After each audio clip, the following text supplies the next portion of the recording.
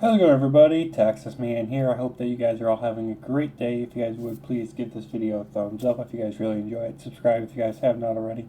Also, do me the biggest favor of all, hit that bell notification button. That way you guys don't miss out on future videos or streams here on the channel. You guys can also find me on Discord at 6957 Texas Man. And we're going to be continuing talking about Star Wars The Bad Batch Season 2. This is going to be my thoughts and opinions and review of Episode 6 titled Tribe. I hope you guys enjoy. So, what I want to talk about, first of all, when it comes to this review, is that this episode would not have happened, again, if Omega would have just obeyed the rest of the Bad Batch. If Omega had just followed orders and stayed with their ship, nothing in this episode would have happened. So, it all hinged on Omega disobeying orders and just doing what she thinks is right and okay. And it turns out okay for her and the rest of the group. But we have had this type of situation. We've had this sort of plot line here. And within the show before. And I'm just like, I am so sick of it being where Omega disobeys orders. And that's what starts up the episode. That's what leads to the actual plot of the episode. Why is it we keep revisiting? This is going to be like the third, maybe fourth time we've seen this type of story arc start up, where it's like Omega disobeys orders, and that's what starts up the rest of the plot. I am just so sick of it. Now, I will say this episode was great, and that is because we get to finally see the Wookiee Jedi from Star Wars The Clone Wars show up. Now, I always thought it kind of weird to see a Wookiee being a Jedi, and even when that was introduced within the Clone Wars lore, I was just like, but that just means that this Wookiee Jedi is going to get killed off by Order 66 when that character got introduced within the Clone Wars. Somehow he survived Order 66. Now, I'm happy that he survived Order 66. Don't get me wrong on that. However, it does make me wonder, like, how? And we have another, look, this Jedi survived Order 66 problem. If Order, the fact that this Wookiee Jedi, and I know I'm calling him Wookiee Jedi, I don't remember his name, so I'm sorry. I know he does have a name. But it makes Order 66, again, look completely just dumb. Like, I am sure there is a complete list that you could find online of the Jedi that survived Order 66. And it kind of makes Order 66 look lame and stupid. Like, we know for a fact that Yoda survives, Obi-Wan Kenobi, Luke and Leia, and I'm calling them Jedi because even though they were babies at the time, they're Jedi. I mean, they're literally the offspring of a Jedi, so I consider them Jedi. So we know they survive. We know Ahsoka Tano is alive. So now we have the Wookiee Jedi, so that's 6. Cal Kestis from Jedi Survivor survives. And then his master / mentor is in there, and she survived. So that's 8. I'm trying to think of who else. Kanan Jarrus from Rebels survived. Ezra wasn't even born yet, so that doesn't count.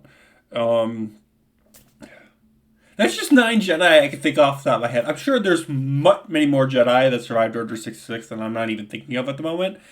But this episode just adds another problem to the whole Order 66 was not effective issue. So, there. But of course, because we have the Wookiees, we get to go back to a classic planet of Kashyyyk. We get to see some Kashyyyk again. It wasn't the Kashyyyk that I was expecting. I kind of was expecting a little more of the Kashyyyk that we had seen in, Revenge of the Sith. Maybe seeing some of that, wreckage and what remains of that major battle in Revenge of the Sith would have been kind of cool. They don't go that approach. Instead, we get it where the Trandoshans are working with the Empire to wipe out and destroy anything Wookiee related. So they're trying to wipe out the Wookiees or enslave the Wookiees, and they're trying to destroy the Wookiees' homes and tribes and civilization and their history and their legacy of ever existing. So we get to see that. And I thought the musical score within the episode was really great.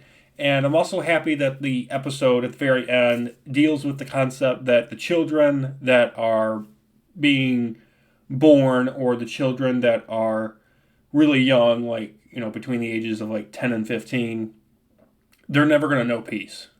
So anyone that's being born and all the way up to about 15 years old, they're never going to know peace in this time period, because they've either been born during the Clone Wars, or they're being born now where the Galactic Empire is taking over, and children are never going to be able to be children. Children are going to have to become survivors. They're going to have to be refugees. They're going to become spies.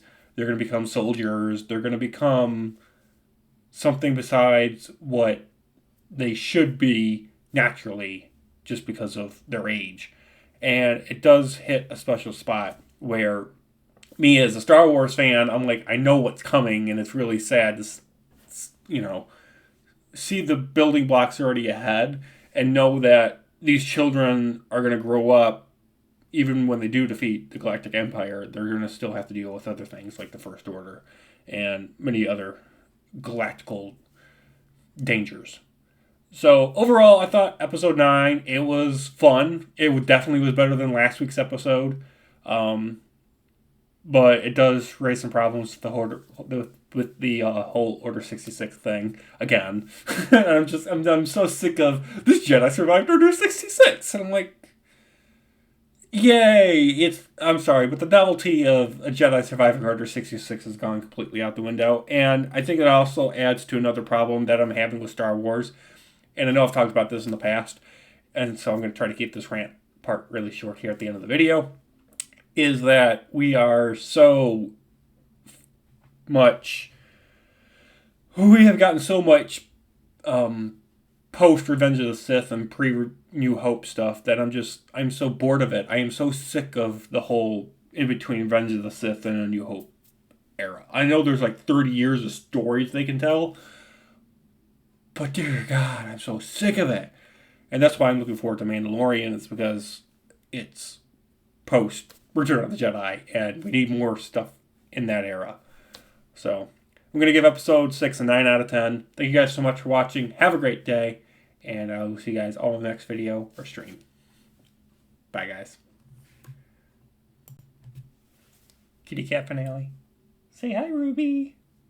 Say, look at me, I'm Pretty Kitty. My name is Pretty Cats. Meow, meow. Meow.